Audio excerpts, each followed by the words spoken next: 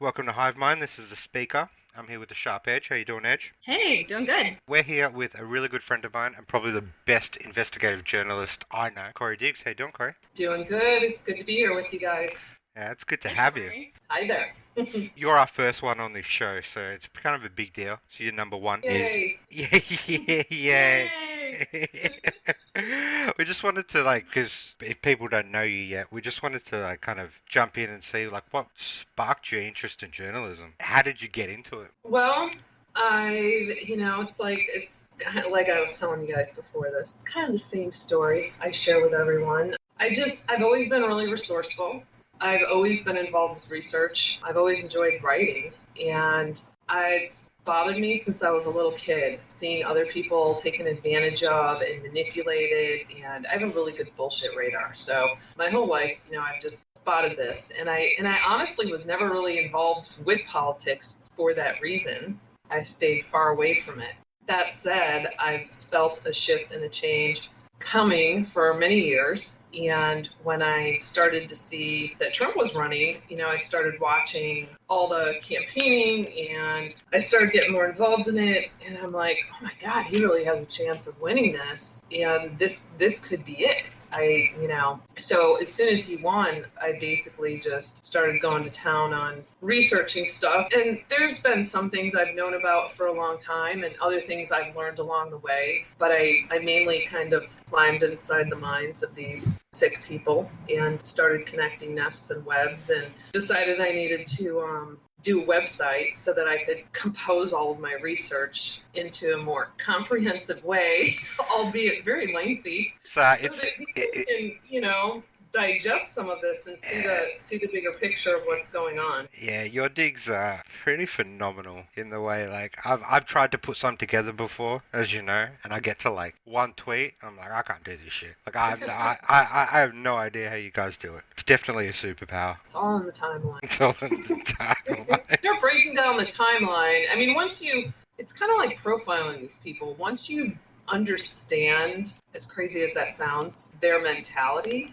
how they think, their go-to, who they operate with, then it's just a matter of following the timeline and seeing, for example, if there's something going on right now, darn well that you got to track back the last 5 to 10 years, because I guarantee you they passed some sort of legislation that helped them in what they are doing now, because these people are long-term planners. I can't backtrack 3 days, so. Hey, I never know what day of the week it is, but I can tell you something that happened 5 years ago. Yeah, well, my time's all way off. I work on your time. Have you noticed people waking up more and becoming more aware of what you're reporting on, Corey? Have you seen just a more general awakening in the population? You know what? That's an interesting question. I actually did a poll on that a few weeks back, and I realized that I'm hitting, Twitter, a targeted area, but my question was, I was asking them that same question in what they're seeing in their immediate surroundings, because everyone's in different states. Heck, there's a lot of people in different countries. And I wanted to get a sense of how many people are, and I understand waking up is on many different levels, but I was surprised. I actually got a really good response. I believe there were a couple thousand people that responded to it, and it was 67 or 69% said that they've been observing, in their surroundings, whether it was family, friends, or work, of people waking up. So that's exciting. That's a good sign. That's a good number. That's encouraging.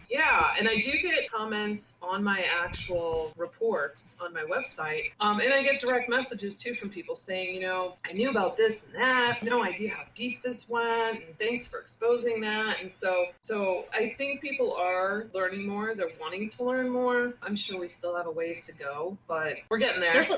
I'm noticing it too. There's always new people coming in and waking up. So there's these new people that are coming in and they're just shocked at these revelations of the level of corruption and just how deep it goes and all of the connections and how it's all just this nasty web. And then there's people who have been doing this for a while, and they're in kind of a different group where they're sort of jaded. They're like, things aren't happening fast enough. You know, when are we going to see arrests? I can understand that though. Yeah, I get it. Yeah, well, here's the thing about that though. It's kind of funny. If you look at other cultures, and let's just say the Muslim Brotherhood, for example. These people in China, these are long-term planners. They don't care if they carry out a mission for 50 years and they don't even live to see the outcome. Whereas our culture is very fast-paced. Instant gratification. Exactly.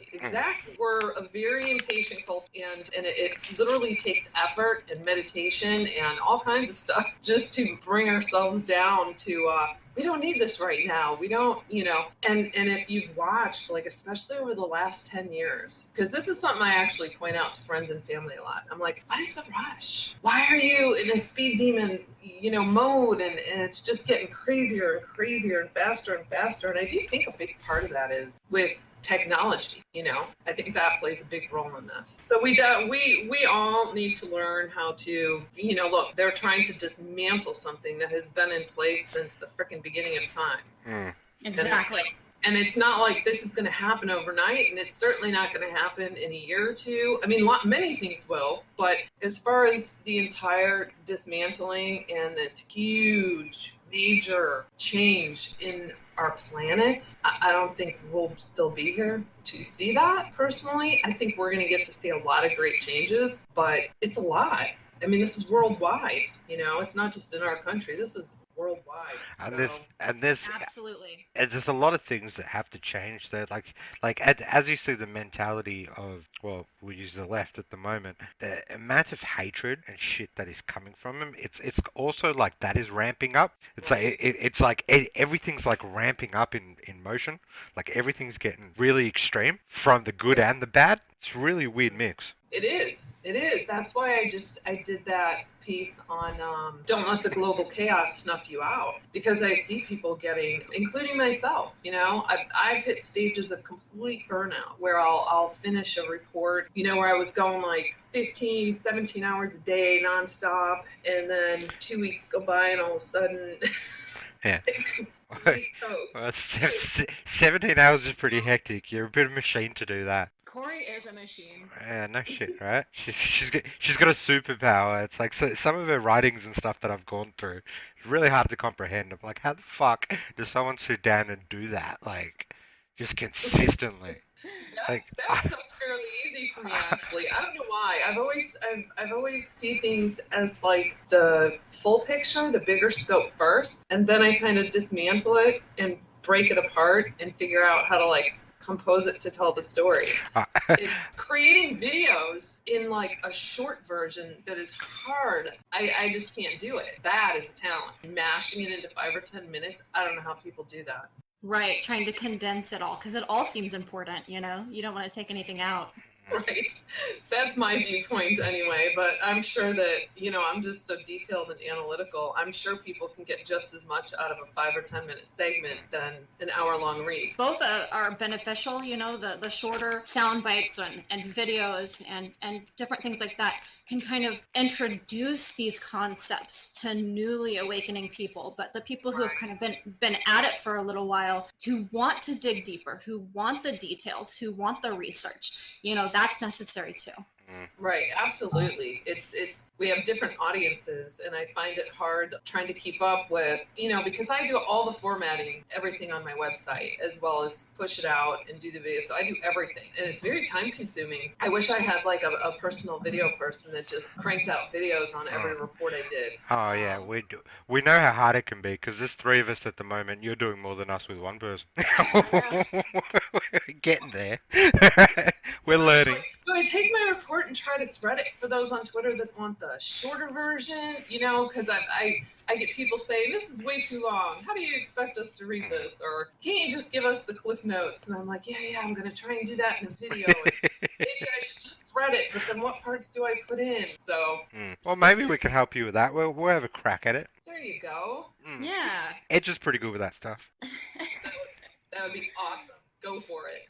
Nice. I'm just really here for the beauty more than anything else. It's just I'm just the visual spectacle to get people in the door. All the hard work is definitely on you guys.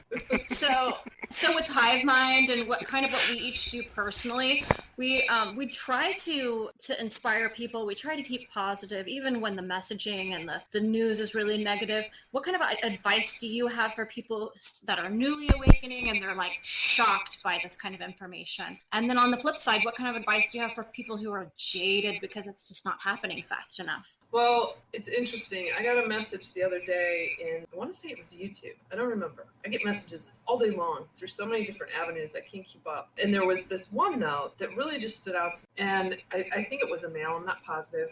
But he said it was YouTube because it was I think it was on my vaccine series. I had done the 2-part videos to try and cover the 6-part report and condense it. And he says, well, this is great, but if this is all happening, how do we prepare for it and what do we do? And I thought, geez, that's like a whole other area I really need to start focusing more on, because I can imagine how scary this might all sound to people that are just waking up. And I don't even know what to say to that. I mean, because I've been woke for a long time.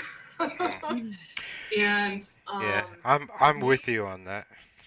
Yeah, it's like I've been fortunate enough to work from home for like 25 years now. And so with that, even though I've always been like a multitasker and a workaholic, I've still done meditation and yoga and spent time out in nature and really spent a lot of time dissecting things, including myself. And so I'm very in tune with myself, and I don't react to things emotionally so quickly. I guess I just have a very spiritual view on things. And so I feel like as people are learning some of this or waking up to this, or even like you said, for those that are, frustrated and angry and it's not happening quick enough, that instead of focusing so much outwardly on what's going on, like start excavating yourself and focus within and sort of, because the fact of the matter is, while we're dismantling what's going on, what's been taking place outside of us, the reality is that's impacted us our entire lives because we've been taught lies. And so our decisions and choices may have been different along the way.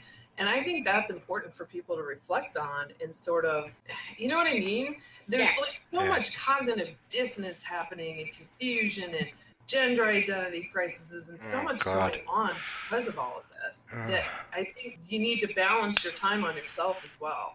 100% agree with that. That's a really good point. I mean, it starts with the individual, with each one of us, and we can each play a part by, taking a step back and analyzing each of our views on the world and the decisions that we make accordingly, and slowing down our decision process and like thinking about things critically, not emotionally, not reacting emotionally, and also taking time to just step away and get back to those core values, those core things, those core principles that separate us from this corrupt system that has tried to change us into who we are not naturally supposed to be.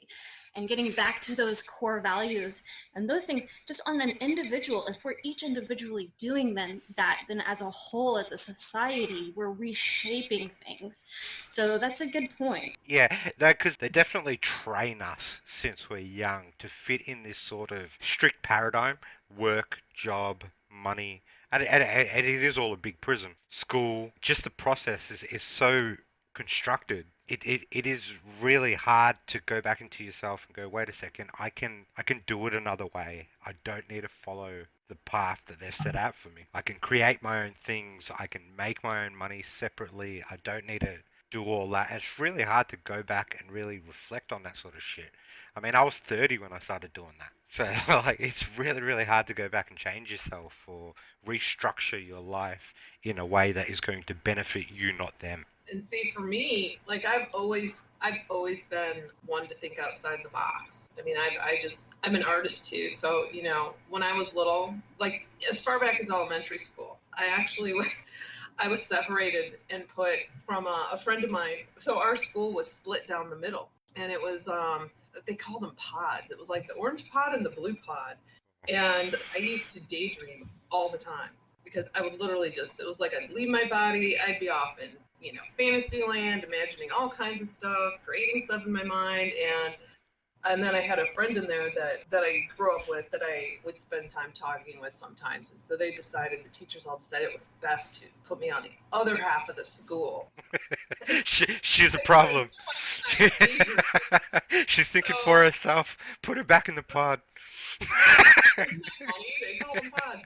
So I literally have always thought outside the box, and I never got like, I had several friends growing up that would hang out together and stuff, but I never was in a group or a clique or like followed a leader type thing. I always just wanted to do my own thing. And so it's like starting my own business, and I'm not going to deal with authority figures. And well, what do you mean you have to go to college to start your own business? To heck with that. And I actually did go to college for a couple of years, but I don't have a degree.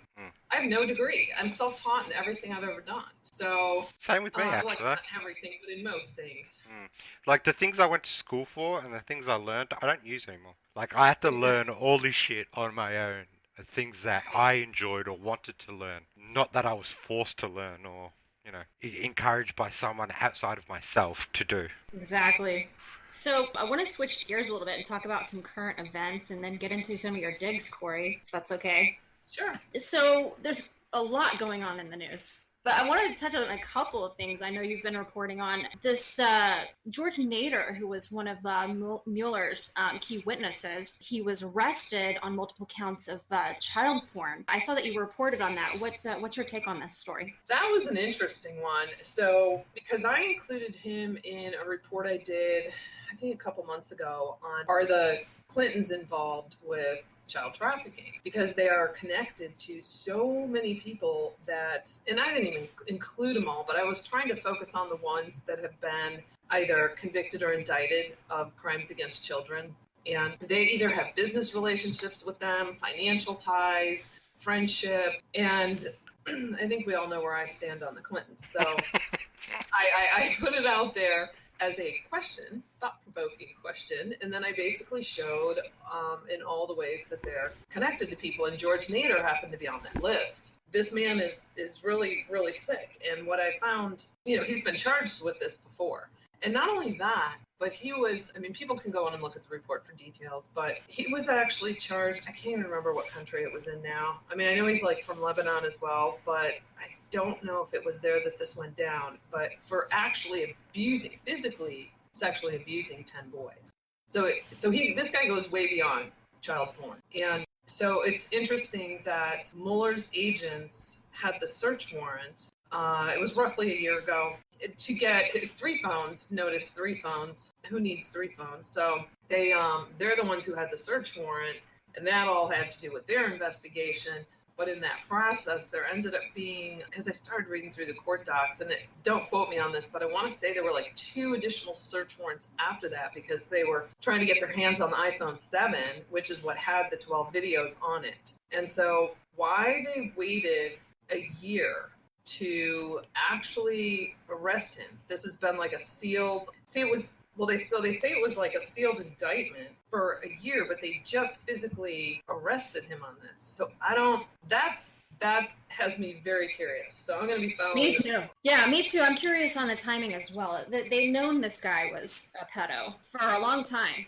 So that's interesting. I guess we'll keep an eye on that story because that's still ongoing and kind of developing. But there's also this other story out of Arkansas. Linda Colin Smith, and she was found murdered in her home, I think by gunshot. I know that you had done a report generally just talking about Arkansas's swamp. And in that report a while back, she was kind of inserted into that because she stood out against Jeremy Hutchinson on his resignation because he was involved in this preferred family health care scandal.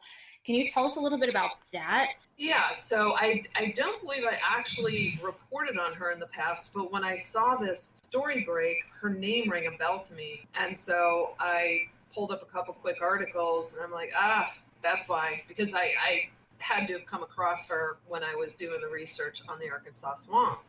And I'm not suggesting that has any connection. In fact, there was, I can't remember who reported on it, but there was a reporter today that was showing photos outside her home, how they have it all taped off. I don't know if you guys saw that. And her body was actually found outside her house, but on her property. And I believe she was either wrapped in or there was a blanket over her.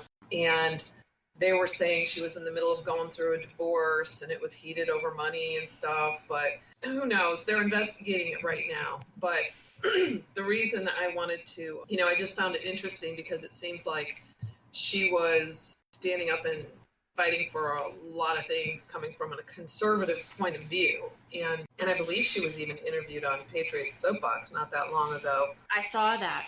I didn't see the actual interview, but I did see mention of that, yeah. Yeah.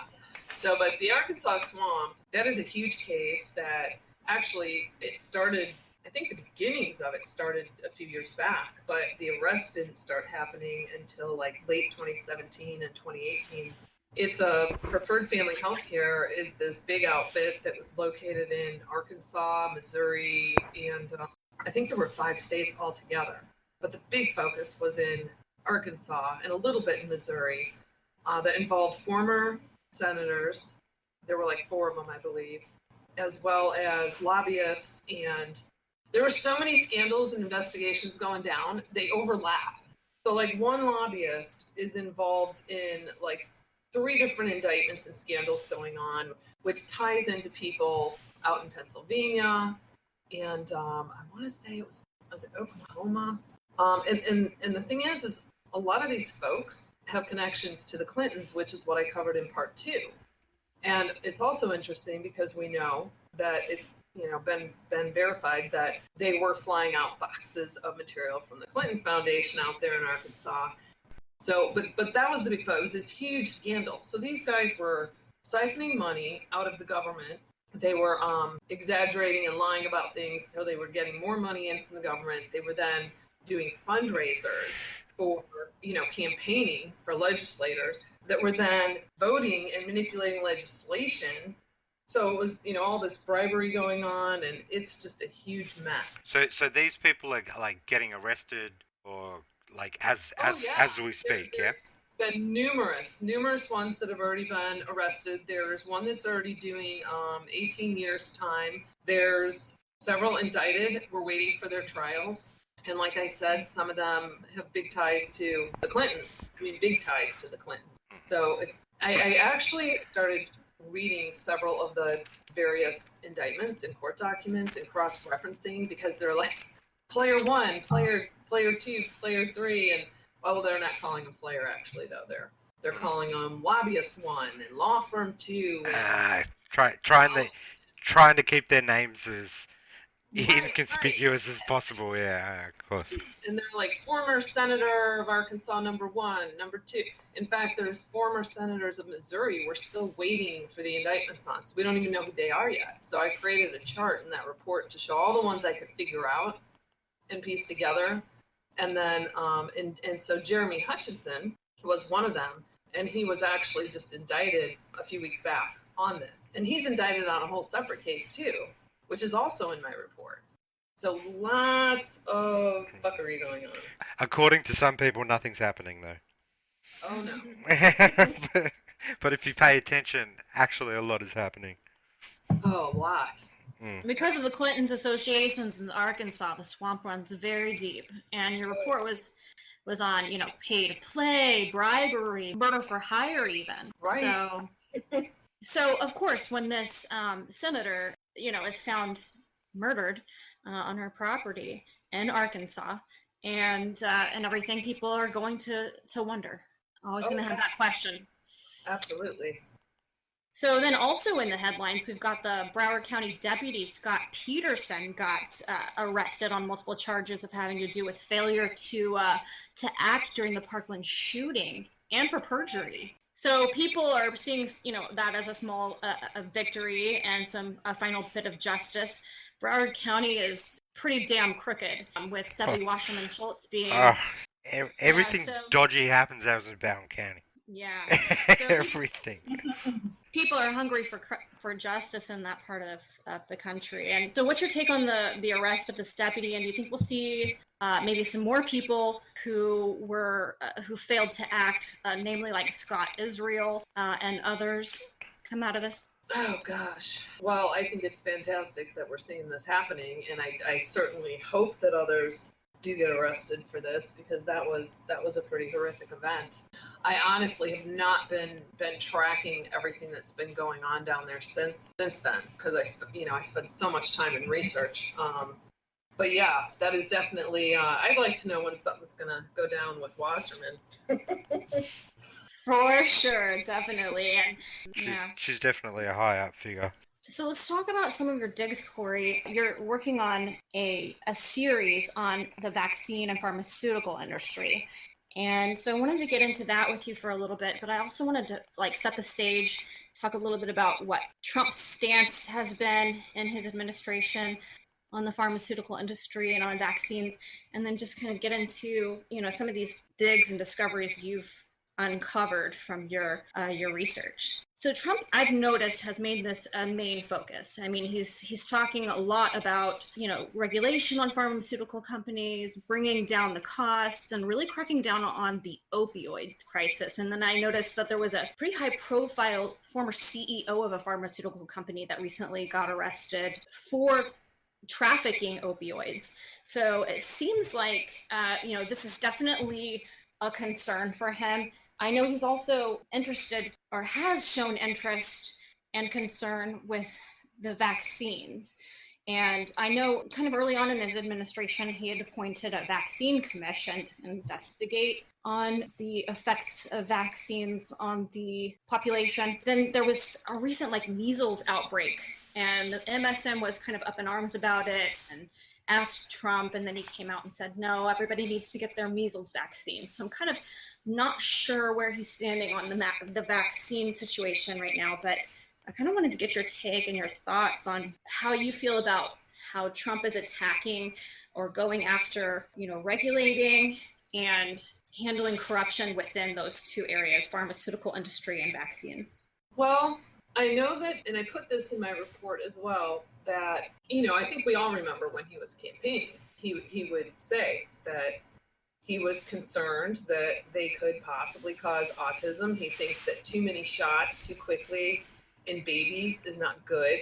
And he wasn't saying, I think he even has stated that he's not saying that he thinks we should totally do away with vaccines, but we need to limit the number or spread them out more and that type of thing.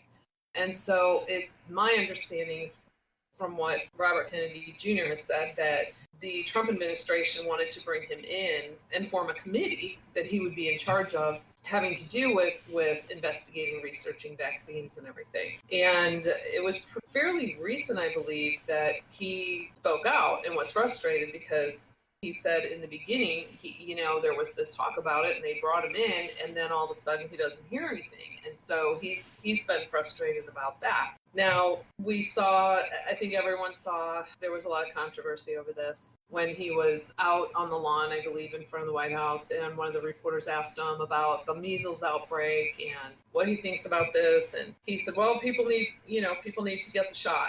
So that kind of threw some of us for a loop, I think. But being president, I mean, what's he going to say? He's not going to tell everyone, don't get the shot, avoid getting the shot, I mean, now with all solid research before him and advisors and whatnot, that's just not going to happen. So right. I can understand that. He is in a very fragile position, though, when he gets asked those sort of things, because you do have to play it really smart, right. Especially when you're president, and especially when you're attacked as much as he is. And you don't want to show your hand. You may have information, but you may not have all the information yet, and you need to wait for the right time to present that information. So, right. So I don't know if there is some sort of deeper investigation going on behind the scenes into vaccines. We certainly don't know about it. It's being kept hush-hush. I sure as hell hope there is, guys. Same. As far as the opioid crisis, I will be honest, I haven't done a thorough dig on that, but I have seen a lot of controversy over it. I've seen a lot of people that, it's like on one level, yeah, we definitely have an issue here. I think probably every single one of us knows somebody who's been addicted to them. Pretty serious, and it needs to be resolved. But at the same time, you've got people out there in legitimate pain that need pain meds. And I've heard a lot of people complaining about that, to where now they're in agony and they can't get a prescription from their doctors. So it's kind of a mix of things going on. And I can't really state an opinion either way on that right now. How do you guys feel about it? Well, I do think that I do appreciate the focus and the spotlight being put on the pharmaceutical companies and vaccines that the president has put on it, because it opens up a discussion, a nationwide discussion that needs to be had on those two topics. And I appreciate that. And, I don't have all the answers, but I feel like we're going in the right direction with cracking down on these pharmaceutical companies. There's a lot of corruption. I think the CEO that was trafficking opioids, it wasn't legal sales of opioids, Right. So there's like a black market. And so, yeah, that needs to be definitely handled and taken under control. And obviously regulating it, making sure the right people are getting the medicine that they need without, having this huge black market of people getting opioids, fentanyl, and dying. One other note on that, though, is, and I'd have to do a deeper dig into this, but just on a surface dig, what I've noticed is during the Obama administration, with Obamacare and him opening up Medicare and Medicaid and all these expansive programs, has created a massive influx of fraud. I mean, if you go in and you just keyword search like justice.gov and look at all the press releases on charges, it is unbelievable across this country, from doctors to medical clinics, pharmaceutical companies, hospitals, you name it. Mass scale fraud taking advantage of those systems. Absolutely. I think there's a lot of shady pharmacies out there that are doing a lot of shady deals that are not legal, selling opioids. So, and that's definitely got to be taken under control. Pharmaceutical companies have always been dodgy, though. Just the premise, like, cures don't make money in any aspect. No.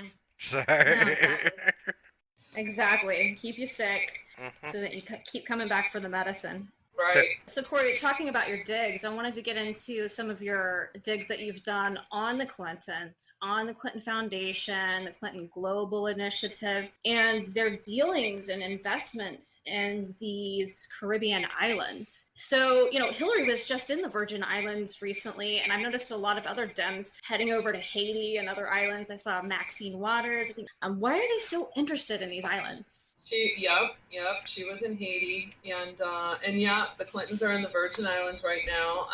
I tweeted out their press release a few weeks back when I saw, because I keep tabs on their press releases to see what they're up to. Of course you do. So, well, because the thing is, there's so much focus on Spygate, which is really important, and there are phenomenal journalists covering that, which is why I don't. There's no need.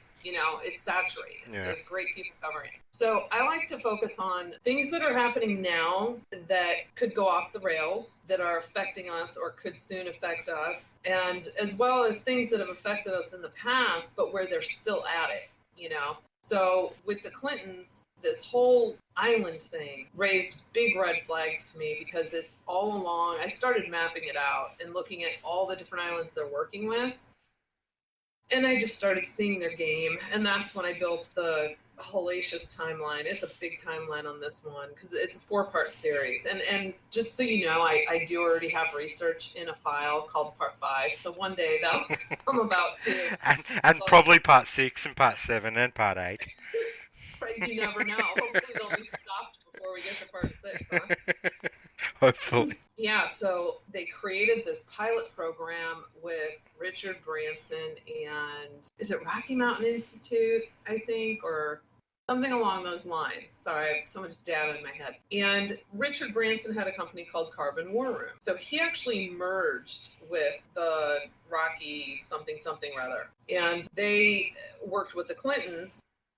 And Clinton, I believe it's the Clinton Climate Initiative on that one. It's hard to keep track. They have over 50. And if anyone wants to know them all, I have a list of that on my site. So, and their whole intention, it's called the 10 Island Challenge. And it was this pilot program where they were going to work with 10 islands in for climate control and to build solar farms. And they swoop in and they basically communicate with these governments and they've got people from here as well as China that are coming in with free solar panels and outfitting all of their government buildings for free. And so we're now going to do this, solar farm over here on your island, and then you'll use less fossil fuels and it'll be great. And we'll get millions of dollars to do this. And we've got Norway, the Norwegian government funding us, and the Dutch lottery system, and investors such as, Bill Gates. And trying to think of what that is. Breakthrough Energy something or other is Bill Gates. And I believe it's Bezos is involved with that one with him, and a couple others. And so, long story short, that was their initial start. Only it quickly expanded to about 23 islands. And next thing you know, we've got George Soros and all of these other folks on board, and governments involved in this.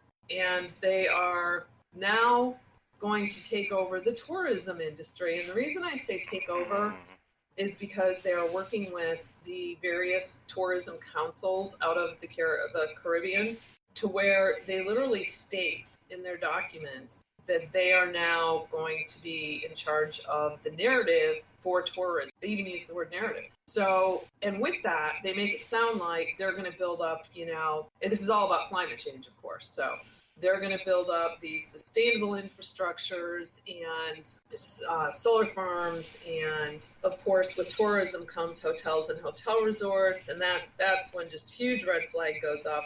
And guess who's doing all of the underwater cable system for telecommunications? Digicel, Dennis O'Brien.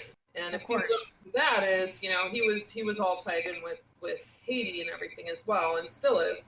So there's a lot of people involved. I have maps, photos, videos, timelines. It's a really extensive report.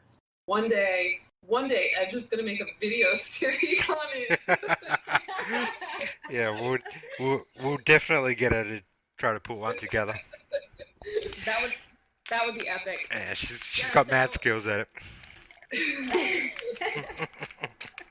It seems to me like they're just trying to line pockets, and it's a money laundering scheme, and to get people their friends' government contracts. That's definitely a big part of it. But what is more alarming to me is that really is where the majority of human trafficking begins, whether it be labor or sexual, children, adults, and obviously big drug trafficking as well. Absolutely. And we already know from, takedowns at hotel resorts in Haiti, where people from Canada and Australia and the United States fly in to go have fun with children at these hotels. It's disgusting. The tourism industry in these Caribbean islands definitely plays a key role in the human and child sex trafficking that goes on in those places. Yes. So what better way to control the sex trafficking, the child trafficking, than to control the tourism industry? Sex tourism. That's actually what it is. It's sex tourism. So, with these trials that are going on, the H1veM trial of Keith Raniere and the Bronfens, who have been photographed on Branson's Island, and then with this Epstein trial going on, which is also another island, it just seems to me like a lot of new information should be coming to light, maybe with the Clintons and their involvement. What do you think? I sure hope so. I mean, we've already seen just in the last couple months about H1veM raising money as a PAC for Hillary Clinton's presidential run, and I believe it was in 2008, and as well as having like VIP tables at her events, where Kirsten Gillibrand was there as well. And so there are people out there that are already connecting some of those dots. I hope that, and not only that, like Bill Gates owns an island. He also, and I have this in the report, and I can never get this guy's name. He's a Saudi. He owns, I didn't even realize this until I was doing this report, but he owns like over 100 resort hotels. Did you know that? No. Yeah, he owns them so he has a handful on his own of Four Seasons hotels, one being on, is it Nectar Island? It's one of the islands that all the stars love to go to, of course. And Then he owns, it's been Talaweed. I always forget how to say his name. Something along those lines. I know you guys know who I'm talking about. Yeah, I know who you're talking about, and he may also, is it the same guy that owns the top of the hotel from where the Las Vegas shooting occurred? I believe so. And so Okay. Gates owns numerous hotel resorts with him. Isn't that it? Yes, I know who you're talking about. There's not many industries that Gates is not involved in. Mm-mm. Of course. So, It's got he's too got his much hands money. in everything. It's got too much money, man. Yeah, So- well, I have a whole theory on his whole money, but I'll get into that in a future article. Ooh, interesting. So that kind of gets me to my next question. We're looking forward to hearing about your next digs. Can you give us some hints?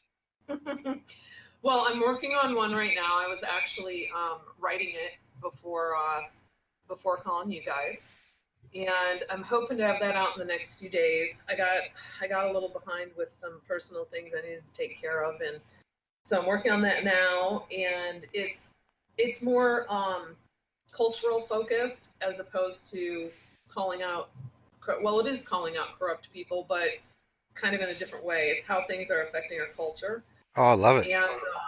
And then probably after that, depending on what recent news hits at that point, is when I will start doing the deep dive into eugenics, because I already have some research compiled on that. Ooh, interesting.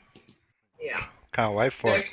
There's some interesting parallels there that I'm not seeing. I see people mention here and there, but I don't know that I've ever found like a deep report on it. So I'm looking forward to doing that one. Yeah, I'm looking forward to reading it for sure.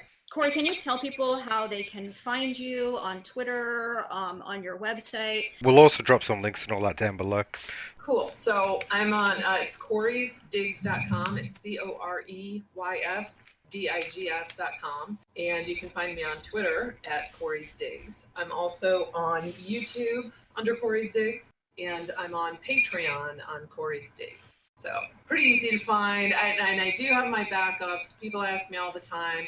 Yes, I am on Parlor, Gab, and I think it's called Clout Hub. So I do have accounts on all of those. I don't really venture into them because the battle's going down on Twitter. That's where it's going down.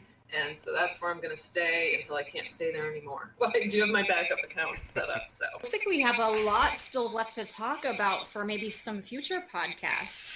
Definitely. sure. Hopefully we can make this a recurring thing and try to get you on as often as possible and start red pilling some more people. That'd be great.